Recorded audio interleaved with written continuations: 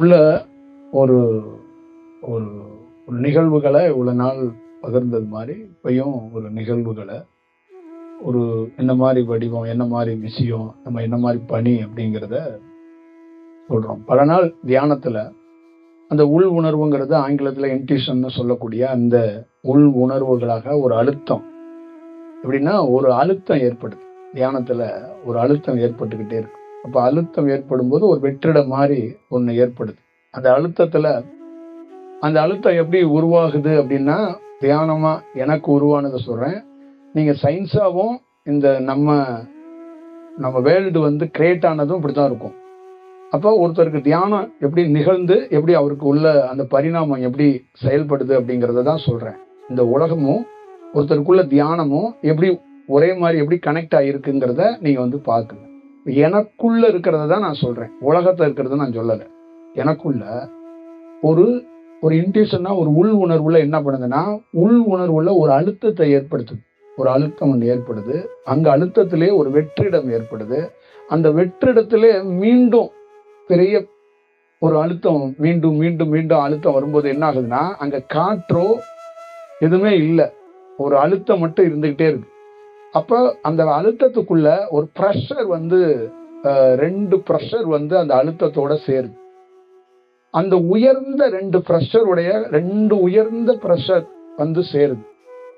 அந்த உயர்ந்த ப்ரெஷர் ஒரு காலகட்டத்துல நமக்குள்ள சந்திரன் சூரியனாக கலையாக அந்த சுவாசமாக இருந்தது. ரெண்டு ப்ரெஷராக உள்ள ரெண்டுமே அந்த அழுத்தமாக அந்த இன்ட்யூஷனா உள் உணர்வு ஒண்ணு உணர்த்திக்கிட்டே இருக்கு பாருங்க. அந்த இடத்துக்குள்ள அது ஒரு வெற்றிடமா இருக்குல்ல, அந்த இடத்துக்குள்ள இந்த ரெண்டு அழுத்தமும் சேரப்படுது. இப்ப இந்த ரெண்டு அழுத்தமும் சேரப்போது, ரெண்டு ப்ரெஷரா இருக்குல்ல, அது ரெண்டும் சேரும்போது ஆல்ரெடி அந்த இடம் அழுத்தமா இருக்கு. அந்த இடத்துக்கு நடு மையத்துல இது ரெண்டும் போய் இந்த ப்ரெஷரேஷன் ரெண்டும் சேரும்போது ரெண்டும் சேர்ந்துருச்சு. மீண்டும் அங்க ஒரு பெரிய அழுத்தமும் பெரிய ஒரு செயலும் ஒண்ணு ஏற்படுது.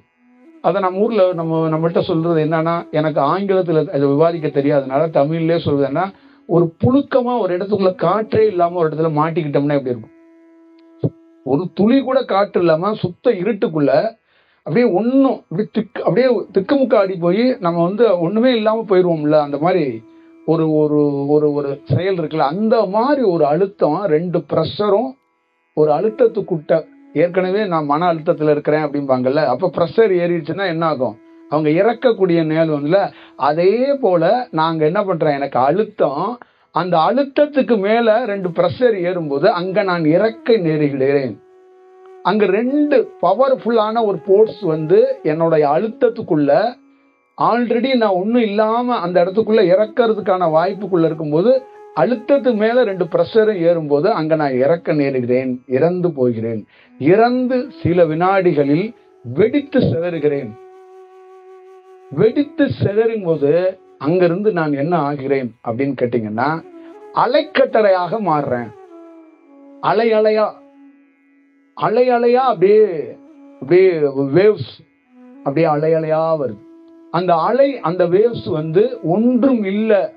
அந்த அலை என்ன சொல்லுதுன்னா, ஒன்றும் இல்லாதது. ஆனா என்னன்னா, ஒவ்வொரு வினாடிக்கும் அது அலையா தள்ளுது, அது வேவ்ஸா தள்ளுது.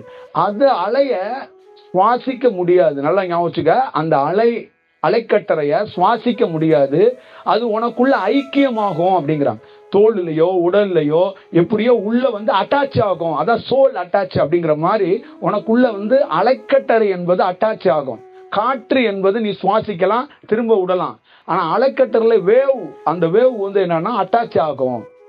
அந்த மாதிரி எனக்குள்ள இருந்து ஒரு அலைக்கட்டளை வெடித்து அந்த அந்த அந்த அலையா வருது. அந்த வெடித்து சிதறினதுல அந்த அலையா அந்த செயல் வடிவம் நடந்து கொண்டே இருக்கிறது.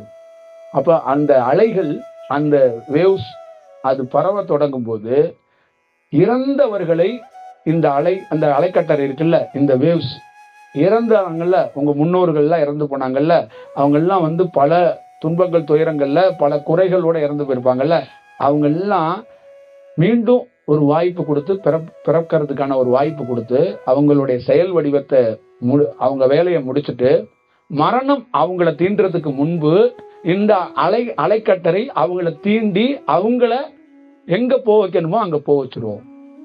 அதே போல சமீப காலத்துல என்னுடைய குரலையோ இந்த தியானத்தையோ கேட்டு பயணிக்கிறாங்கல்ல, அவங்களுக்குள்ள என்னன்னா இந்த அலைக்கட்டரை, இந்த அலைவரிசை, இந்த வேவ் என்ன பண்ணும் அப்படின்னா அவங்களுக்குள்ளேயும் ஐக்கியமாகி எதிர்மறையான எண்ணங்களை குறைத்து அவங்க வாழ்க்கையை சீரா ஒரு பயணத்துக்குள்ள தியானம், மந்திரம், ஆட்டம், பாட்டம், கடவுள், சித்தர் இதுக்கெல்லாம் வாய்ப்பு கொடுக்காது. எதிர்மறையான எண்ணங்களை குறைத்து அவங்களுடைய செயல்பாடுகளை அவங்க பிரயாணத்தை முடிச்சுட்டு மரணம் தீண்டுவதற்கு முன்பு, நல்ல கவனிச்சுங்க, மரணம் தீண்டுவதற்கு முன்பு இந்த அலை கட்டரை அவங்கள அலை வரிசை இந்த வேவ் அவங்களுக்குள்ள ஐக்கியமாகி அவங்க மரணத்துக்கு முன்னால் அந்த உடலிலிருந்து விடுபட்டு போய் எங்க போய் செல்ல வேண்டுமோ செல்வார்கள். அதிலிருந்து எங்க செல்வார்கள்னா தமிழ் புராணங்கள்ல சொல்லப்பட்டது மாதிரி வைகுண்டத்துக்கு செல்வார்கள். அதே போல பிறப்பிலிருந்தும் இறப்பிலிருந்தும் விடுபடுவார்கள். இது 100% நடக்கும். அவ்வளவுதான். இது பண்டைய முதல்ல இந்த அனுபவத்தை தான் நாம் பெற்றிருக்கிறோம். இதுதான் நடக்கும், இதுதான் நடக்க போகுது. அதனாலதான் தியானம் சொல்லி தர்றது. அது இது நீ சாம்பிராணியை போட்டுக்கிட்டு அங்க உட்காந்து இங்க உட்காந்து மண்டையை உடைச்சுக்கிட்டு உடம்பு சூடாக்கிக்கிட்டு என்ன பண்ணாலும் உனக்கு நடக்க போவது இதுதான். இந்த வழிகாட்டு தான். அதே நேரத்துல தீயவர்களாக இருந்தாலும், பல குற்றங்களை செய்தவர்களாக இருந்தாலும், ஏதோ ஒரு சந்தர்ப்பத்தில் இந்த அலைக்கற்றையோடு இணைக்கப்பட்டு சந்தித்து விட்டார்கள் என்றால் அவர்களுக்கு எண்ணங்களிலிருந்து விடுபட வைத்து அவர்களையும் இந்த செயல் ஒரு வடிவத்துக்கு கொண்டு செல்லும். சிறு வயதிலிருந்து ஒரு இளம் வயதுக்குள்ளே மரணம் ஒருத்தரை தீண்டி விடுகிறது. நடுத்தர வயதிலிருந்து வயதாக முன்பு ஒரு மரணம் ஒருத்தரை தீண்டி விடுகிறது. வயதாகி இறக்க முடியாமல் மரணம் தீண்டாமலே மரண அவஸ்தையில் ஒருவர் தள்ளாடுகிறார். அப்பொழுது எப்பொழுது மரணம் வரக்கூடாதோ அப்பொழுது மரணம் வருகிறது. எப்பொழுது மரணம் வர வேண்டுமோ அப்பொழுது மரணம் வருவதில்லை. அப்பொழுது இந்த மாதிரி ஒரு சூழலுக்கு இந்த அலைக்கட்டரை அதை கையாளும். அந்த நேர்மறையான எண்ணங்களும் நேர்மறையான செயல்களும் இருக்கிற ஒரு மனிதனுக்குள் அவனை அறியாமலே அந்த தமிழில் சொல்லப்படுகிற வார்த்தை மாதிரி யமன் தீண்டு விடுகிறது என்பதனால் இந்த வேவிலிருந்து வருகிற அலைவரிசையால் அந்த யமனும் அவனை தீண்டாமல் அந்த எதிர்மறை எண்ணத்திலிருந்து அவன் விடுபட்டு அவனுடைய பணியை முடித்துவிட்டு மரணம் அவனுக்கு வரும் முன்பு மரணம் வரும் முன்பு இந்த அலைக்கட்டரை அவனை சேர்ந்தடைந்து அவன் எங்கு செல்ல வேண்டுமோ அதை அமைச்சு வைக்கும். இதனால் அவனுக்கு என்ன நிகழும் அப்படின்னு கேட்டீங்கன்னா, கர்மாதி, அந்தியளவு, படையல், சடங்கு, சம்பிரதாயம், அமாவாசை, காக்கா, இந்த 1 ரூபா காசு, இந்த காலை 2 பிடிச்சு கட்டி வைக்கிறது, குளிப்பாட்டுதல், இந்த மாதிரி சடங்கு சம்பிரதாயத்திலிருந்து ஒட்டுமொத்தமாக மனித குலமே விடுபடும். அப்ப இந்த செயலிலிருந்து விடுபட்டு விடும். அந்த உடலையும் சடங்கிலிருந்து காப்பாற்றப்பட்டு அதுக்கு என்ன தீர்வோ, புதைத்தலோ எரித்தலோ, சடங்கிலிருந்து காப்பாற்றப்பட்டு அதுக்கும் ஒரு வழிகளை காட்டி கொடுக்கப்படும். அப்பொழுது மொத்தமாக நம் பின்தொடர்கின்ற, நல்லா ஞாபகம் வச்சுக்க, உடையோடு உடலோடு முடியோடு இப்படி உருவத்தோடு இருக்கின்ற நாம் உடையோடு உருவத்தோடு இந்த முடியோடு இல்லை, அலையாக இருக்கிறோம், அலைக்கட்டரையாக இருக்கிறோம். கடல்ல அலைகள், எத்தனை அலைகள் வந்துகிட்டே இருக்கலாம், உன்னால எல்லாம் முடியாது. அந்த மாதிரி ஒரு வேவ்ல வந்துகிட்டே இருக்கும். அதுதான் என்ன உன்னால் உணர முடியாது. உணர்வதற்குள் நீ அங்க என்ன நீயே என்ன செய்யறனே தெரியாத ஒரு சூழலுக்குள் போய் விடுவாய். இதுதான் எவ்வளோ சூழல்களுக்குள்ள நடக்கப்பட்ட விஷயம். இந்த மாதிரி ஒரு விஷயத்த எந்த தமிழ்நாட்டிலேயோ இந்தியாவிலேயோ உலகத்திலேயோ எந்த பயிற்சி கூடத்திலேயும் இது மாதிரி ஒரு அனுபவத்தை எவனாலும் பெற முடியாது. இதை பெறுவதற்காக எவனாவது முயற்சித்தான் என்றாலும் அவன் கற்பனையில் இறந்து போவான், மாண்டு போவான். இது யாராலையும் கற்றுக்கொள்ளவோ கற்றுக் கொடுக்கவோ இதில் தேர்ச்சி அடையவோ வாய்ப்புகள் இல்லை. இது அந்த அலைக்கட்டரையால் தீர்மானிக்கப்பட்டு இது போன்ற ஒரு அலைவரிசை வெளிப்படுவதற்காக உருவாக்கப்பட்டது. இது தனி மனிதனுடைய முயற்சியால், பயிற்சியால், புத்தகத்தால், எந்த ஆன்மீகத்துடைய சொற்பொழிவால் இது நிகழப்படவில்லை. இது அதோடைய செயலால் அது வெளிப்படுத்தி இருக்கிறது, அதோடைய செயல்பாடாக இருக்கிறது என்பதை உணர்ந்து தெரிந்து கொள். அதை விட்டுவிட்டு அந்த செயலிலிருந்து மாறாக நானும் ஒளியாகி விடுவேன், நானும் ஜோதியாகி விடுவேன், நானும் பிரணவ தேகத்தை பெற்று விடுவேன், நானும் அந்த மாதிரி உயர்ந்த செயலுக்குள் போய் விடுவேன் என்று வீணான கற்பனைக்குள் உன்னை வளர்த்து கொள்ளாதே. உன்னுடைய செயல் வடிவத்தை வீணடித்து விடாதே. இந்த அலைக்கட்டரை உன்னை எல்லா சூழலிலையும், இந்த வேவ் என்று சொல்வது காற்றாக வராது, ஒரு மேகம் பனி மூட்டம் மாதிரி ஒரு கூட்டமா அப்படி உனக்குள்ள ஐக்கியமாகும். அது உனக்குள்ளே இருக்கின்ற மனம் என்ற எதிர்மறையான எண்ணம் இருக்குல்ல, அந்த எதிர்மறையான எண்ணத்துலதான் தியானமும் பண்ற. எதிர்மறையான எண்ணத்துக்குள் உன் குடும்பத்தை நடத்துகிறாய், எதிர்மறையான எண்ணத்துக்குள் தியானத்தை நடத்துகிறாய். நீ ஞானியை காண வேண்டும் நினைப்பதும் எதிர்மறையான எண்ணம் தான். ஞானி இடம் காண முடியாமல் தவிப்பதும் எதிர்மறையான எண்ணம் தான். அதை காண போகும்போது உன்னை தடுக்கிறார்கள் உன் குடும்பத்தினர், அவர்களும் எதிர்மறையான எண்ணம் கொண்டவர்கள் தான்.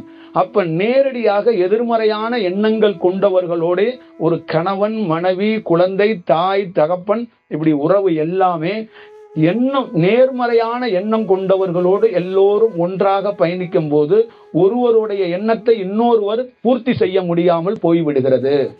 இவர் ஆழ்ந்து யோசித்தால் அவருக்கு நேரடியாக அவர் வேற மாதிரி யோசித்து இவரை அங்கு கூட்டி செல்லாமல் தடுக்கிறார். மகள் ஆழ்ந்து யோசிக்கிறாள், அம்மா அந்த ஆழ்ந்து போக விடாமல் கையை ஆட்டி விடுகிறாள். அப்பொழுது குழந்தை ஆழ்ந்து யோசிக்கிறது, தாய் அதை ஆட்டி அதை துன்புறுத்துகிறாள். ஆனால் அதுவே சிறந்ததாக அந்த எண்ணம் கொண்ட மனித கூட்டங்கள் நினைத்து செயல்பட்டு இந்த பயணத்தை மேற்கொள்கிறது. அப்ப இந்த வடிவத்துக்குள்ள இருந்துதான் எம் பணி செய்ய வந்திருக்கிறோம். இந்த பணியை எமக்குள்ள இருந்து நிகழ போகுது, நிகழ்ந்துகிட்டே இருக்கு ஒவ்வொரு நாளும். இனி இதுதான் நிகழ்வுகளாக இருக்கும். அதனால இந்த மாதிரி பணி செய்யக்கூடிய எம்மை தயவு செய்து உங்களுக்கு தேவையான செயலை அந்த அலை வரிசைன்னு சொல்ற அந்த அலைக்கட்டரை உங்களுக்கு கொடுத்துரும். என்னை இடைமறிக்காதீங்க, என்ன தொந்தரவு பண்ணாதீங்க. அடிக்கடி என்னுடைய ஸ்டேஷனை உங்களால் மாற்றி வேற டைரக்ஷன்ல கொண்டு போய் பாடல்களை கேட்க முடியாது. என்னுடைய ரேடியோ ஸ்டேஷன் என்று ஒன்று இல்லை, நானே ஒன்று வெற்றிடத்தை பிடித்து உனக்கு ஏத்த மாதிரி 7ஆம் நம்பர்ல ஒரு பாட்டு, 6ஆம் நம்பர்ல ஒரு பாட்டு, 2ஆம் நம்பர்ல ஒரு பாட்டுன்னு நீ திருவிட்டு இருந்தால் நீயே திருவி கொண்டு நிற்க வேண்டியதான். அங்கு நான் இருக்க மாட்டேன் என்பதை உண்மையை தெரிந்து கொள்ளுங்கள். அதனால் என்னை வழிமறித்து உன் சொந்த கதை, சோக கதை, உன்னுடைய சாப்பாட்டு கதையை தயவு செய்து என்னிடம் கூறாதே. உனக்கு தேவையானது உன்னை நோக்கி வரும். நான் சொல்லிவிட்டேன், நீ பெரிய திருடனாக இருந்தாலும் எதிர்மறை எண்ணம் கொண்டவனாக இருந்தாலும் உனக்கு வைகுண்டத்துக்கு போவதற்கு வழிகாட்ட வந்திருக்கிறேன், வழி காட்டுவேன். உன் முன்னோர்கள் இறந்து போனார்கள்ல, கவலையோடு ஏக்கத்தோடு படிப்பு இல்லாமல் தொழில் இல்லாமல் முடங்கி போய் ஏழையாக பிறந்தேன் என்று சொல்லி சொல்லி சொல்லி சொல்லி மாண்டவர்களையும் எழுப்புவேன், மீண்டும் பிறப்பு கொடுப்பேன். அவர்கள் எண்ணங்கள் ஈடேறு வரை காத்திருந்து எதிர்மறையான எண்ணங்களுக்கு போய்விடாமல் மரணம் அவனை தீண்டும் முன்பு நாம் அவனை அலைக்கட்டறையாக தீண்டி அவனையும் வைகுண்டத்திற்கு அமுச்சு வைப்போம். இதுதான் நம்மளுடைய பணி. அதனால் தயவு கூர்ந்து நம்மளை பணி செய்ய விடுங்கள். நமக்குள்ளே ஊடுருவி இடையூறு செய்யாதீர்கள். நீங்கள் தியானத்தில் மிகப்பெரிய எக்ஸ்பர்ட்டாக நீங்கள் இருக்கிறீர்கள் என்று நானே நினைத்துக் கொள்கிறேன். அதனால் உங்கள் தியானத்தை எங்கேயாவது ஒரு இடத்தில் தியானம் சம்பந்தமாக எனக்கு ஒரு விளக்கம் தேவை என்ற ஒரு கேள்வியை கேட்கலாம், தவறு இல்லை. அதற்கு நான் பதிலளிக்க தயாராக இருக்கிறேன். அதை விட்டுவிட்டு தனிமையாக என்னிடம் வழிமறித்து எதையாவது ஒன்று சொல்ல வேண்டிய அவசியம் இல்லை. அதை தயவு கூர்ந்து புரிந்து கொள்ளுங்கள். என்னை பின்தொடர்பவர்கள் நீங்கள் உணர்ந்து வேலை செய்தால் நல்லாக இருக்கும். அதை கொஞ்சம் உணர்ந்துகிட்டா இந்த காலத்துல ரொம்ப நல்லா இருக்கும். அவ்வளவுதான் இதுக்குள்ள இருந்து சொல்லப்படுகிறது. இப்ப என்னை சந்திக்கிற ஒவ்வொருத்தருக்குள்ளையும் என்ன என்று சொல்லிவிடுகிறேன். சந்திக்கிற ஒவ்வொருத்தருக்குள்ளையும் ஒரு மனம் என்ற கற்பனையில் ஒரு பொருள் தோன்றுகிறது. அந்த பொருளே நிஜமாக, அந்த செயலே வடிவமே நிஜமாக ஒவ்வொரு மனிதனும் வாழ்கிறான். அவன் என்னை சந்திக்கும் போகுது என்னுடைய அந்த அலை, அந்த தோன்றப்பட்ட கற்பனை, அவன் அங்கேதான் இருக்கிறான், அவனுக்குள்ளிருந்து தோன்றப்பட்ட அந்த கற்பனையை நான் எரிக்கிறேன். என்னை பலமுறை பார்க்க வரும்போது பல ஆயிரம் கற்பனையை எரித்தவன், பல ஆயிரம் புணங்களை எரித்தவன் என்று நீங்க கேள்விப்பட்டிருப்பீங்கல்ல. ஒவ்வொரு முறையும் நீ என்னை பார்க்க வரும்போது நான் உன்னிடம் எந்த பொருளும் கொடுக்கவில்லை, நீயும் என்னிடம் எந்த பொருளும் கொடுக்கவில்லை. ஆனா உனக்கும் எனக்கும் என்ன பந்தம் இருக்கிறது என்றால், நீ இரவு பகல் டிராவல் எல்லா சூழல்லையும் பல்வேறுபட்ட நடப்பது, நடக்காதது, நடக்காமே போவது, நடந்தது, எல்லா விதத்தையும் எண்ணம் கொண்ட கற்பனையால் ஒரு பெரிய தோசை மாதிரி சுட்டு சுட்டு அடுக்கி வைப்பதை நான் அதை எரித்து கொண்டே இருக்கிறேன். நான் எதுவும் கொடுக்கவில்லை என்று நீ நினைக்கிறாய், உன்னால் பார்க்க முடியவில்லை. இப்படியே விட்டிருந்தால் நீ நிச்சயமாக எரும மாட்டோட மோசமாக ஒரு சூழலுக்கு தள்ளப்பட்டிருப்பாய். உன்னுடைய வாழ்க்கையை பற்றி உனக்கு தெரியாது. ஃபேன் சுத்துகிறது, அந்த ஃபேன்ல ஒரு சின்ன ஃபால்ட்னா அதை சரி செய்யறதுக்கு ஒரு வாய்ப்பு இல்லை, ஃபேனை தூக்கி போட்டு இன்னொரு ஃபேனை பாட்டிடலாம். ஆனால் ஒரு மனிதனை அப்படியே தூக்கி போட்டு இன்னொரு மனிதனை கொண்டு வர முடியாது. அதே மனிதனை சரி செய்வதற்கு இந்த எண்ணத்தை சுட்டு வீழ்த்தி கொண்டு இருந்தால்தான் அவன் பயணம் கொஞ்சமாச்சும் கடந்து போவதற்காக வாய்ப்பு இருக்கும். அப்போ ஒவ்வொரு முறையும் காலை மாலை இரவு எப்பொழுது நீ என்னை சந்தித்தாலும் உனக்கு நான் எதுவும் தருவதில்லை. உன் எண்ணம் என்ற மாயையை நான் எரித்து கொண்டே இருக்கிறேன். நீ வரும்போது 4 பிளாஸ்டிக்கோட வர்ற, நீ வரும்போது என்னிட்ட எதுவும் வாங்கல, என்ன ஏதோ பேசினார் அதை கேட்டேங்கிற. ஆனா நான் தான் உன்னை அந்த செயலை எரித்தேன். அதற்கு ஒரு உதாரணமாக சொல்கிறேன். ஒரு கருமேக துண்டு இருக்கிறது, அந்த கருமேகம் முழுசாக இருக்கிறது. அதை என்னுடைய அலையை வைத்து பார்த்தேன், அந்த கருமேகம் கலங்கியது. நான் பார்த்தேன், அந்த கருமேகம் கலங்கியது, மழை துளியாக நீர் பொழிந்தது. அதுபோல உனக்கு மனதிலே தோன்றுகிற எண்ணத்தை, உன் புருவ மத்தியையோ உன் கண்களையோ உன் உருவத்தையோ நான் பார்க்கிறேன். அங்க தோன்றப்பட்டு வந்து கொண்டே இருக்கிற உன்னுடைய ரேடியோ ஸ்டேஷன்ல எப்பொழுதும் ஒலித்து கொண்டிருக்கிற 24 மணி நேரமும் ஒரு பாடல் கேட்டுக்கொண்டே இருக்கிறது. அந்த பாடல் எண்ணம் கொண்ட பாடல். சமயத்தில் சோகமாக ஒருவன் பாடிக்கொண்டே இருக்கிறான், ஒருவன் சமயத்தில் கூத்தடிக்கிற பாட்டாக பாடிக்கொண்டிருக்கிறான். கூத்தடிக்க பாட்டை பாடுகிறவன் எல்லாம் பச்சை கடைக்கு போறவன், சோகமான பாட்டை கேட்டுக்கொண்டிருப்பவெல்லாம் வாழ்க்கையில தோத்தவன், அதே மாதிரி நடுத்தரமான பாட்டை கேட்டுக்கொண்டிருப்பவெல்லாம் தத்துவவாதி. இந்த மாதிரி பல்வேறுபட்ட பாடல்கள் உன் சேசனிலே நிறுத்தப்படாமல் ஒலித்து கொண்டே இருக்கிறது. அதை ஒவ்வொரு பாடல்களையும் நான் எரித்து எரித்து போடுகிறேன். சில பாடலை நீ கேட்பதற்கு முன்பே எரிக்கிறேன், அந்த பாடலை டெலிகாஸ்ட் ஆவறதுக்கு முன்னாடியே எரிக்கிறேன். ஆனால் உனக்கு தெரியவில்லை.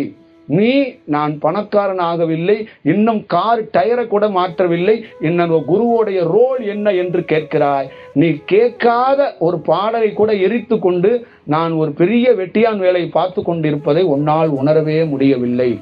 இதுதான் அலைவரிசை என்பது, இதுதான் உணர்வற்றவன் என்பது. இந்த ரோலை செய்வது ரொம்ப கடினம், ரொம்ப கஷ்டம், ரொம்ப ரொம்ப கடினம், ரொம்ப ரொம்ப கஷ்டம். மாம்பழத்தை கொடுத்து ஒரு சித்தியை பண்ணி ஆசையை கொடுத்துவது ஈஸி. உன்னுடைய எண்ணத்துக்குள் தினந்தோறும் தோன்றும் போது உன்னை நான் எப்படி அனுப்புறேன் வீட்டுக்கு?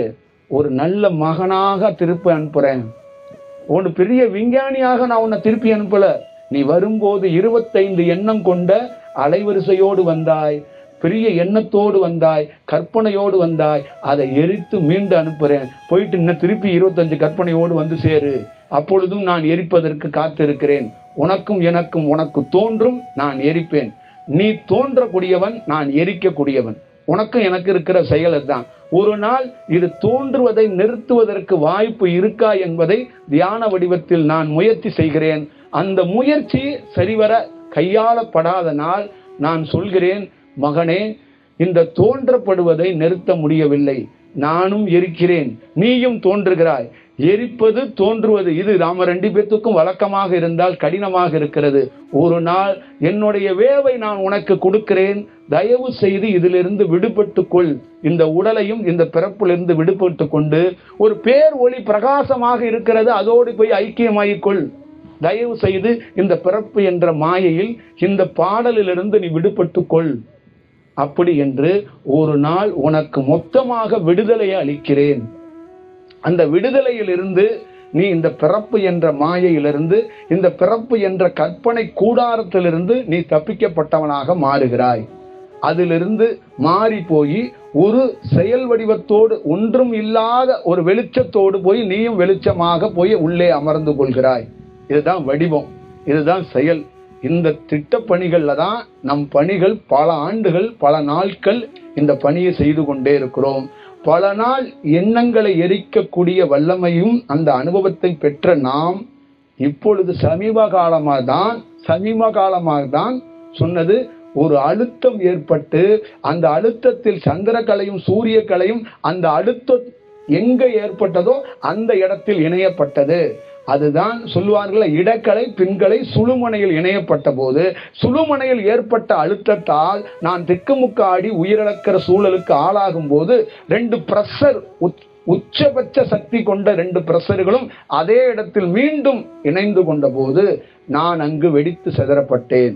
அதற்கு முன்பு சித்தர், கடவுள், சாமி, ஞானி இதெல்லாம் சொல்லக்கூடிய இடத்தில் இருந்த யாம் அந்த வெடித்து சிதறதுக்கு அப்புறம் அலைக்கட்டையாக, அலைவரிசையாக மாறி போனோம். அப்ப அந்த அலைக்கட்டரிலிருந்து, அந்த அலைவரிசையிலிருந்து வருவதை எடுத்தே தான் உமக்கு மரணம் தீண்டுவதற்கு முன்பு உன்னை பாதுகாப்பதற்கான ஒரு வழிகளை செய்வோம். மரணம் உன்னை தீண்டும். அந்த மரணம் அவஸ்தை என்று சொல்வார்கள் அல்லவா, மருத்துவமனையில போட்டு இப்பொழுதுதான் பார்த்துக்கிட்டே இருக்கிறோம். இன்னைக்கு சொல்ல முடியாது, இன்னும் 5 நாள் ஆகும், 6 நாள் ஆகும்னு. அந்த சூழலுக்குள் உன்னை விட்டு விடாமல் யாம் வந்து அந்த சூழலிலிருந்து உன்னை அதற்கு முன்பே விடுபட வைத்து நீ விடுதலையாகி எந்த தொந்தரவும் இல்லாமல் ஒரு மிக சிறந்த முறையில் ஒரு உயர்ந்த கலையை பெற்ற ஒருவன் எப்படி மரணித்து போவானோ அதே போல் மரணித்து போவாய். உயர்ந்த தியானத்தில் கலையை பெற்றவன் ஒருத்தன் இருக்கிறான் பாரு, அவன் எப்படி போவானோ அதே போல போவாய். நீ இந்த கலையை கற்றுக்கொள்ளாதவன். ஆனால் இந்த வேவ், இந்த அலை வரும்போது எவன் மீது படுகிறதோ அவனும் இந்த கலையாக மாறி தன்னுடைய எவனிடம் இருந்து ஒரு ஞான வடிவத்தில் விவேகானந்தன் உட்கார்ந்து கபாலம் வழியாக தன்னுடைய உயிரை வெளியே எடுத்துக்கொண்டு வந்தான் அல்லவா, அதுபோல் 50 ஆண்டுகள், 30 ஆண்டுகள், 12 ஆண்டுகள் மிகப்பெரிய தவம் செய்து ஒரு ஞானி தன்னுடைய உயிரை உடலிலிருந்து பிரித்தான் அல்லவா, அதே போல் தியானத்தையே முழுமையாக பெறாத நீ இந்த வேவால் அந்த மாதிரி ஒரு இடத்திலிருந்து உன்னை விடுதலை ஆக்குவோம். அப்பொழுது உன்னுடைய உடலுக்கும் ஒரு மரியாதை நிமித்தமாக ஒரு செயல் வடிவத்தை செய்வோம். அதிலிருந்து, அந்த வினாடியிலிருந்து பிறப்பு என்ற ஒரு சொல்லே உன் அகராதியில் இல்லை. சரியா? இதுதான் வடிவம், இதுதான் செயல். சொல்லிட்டேன்.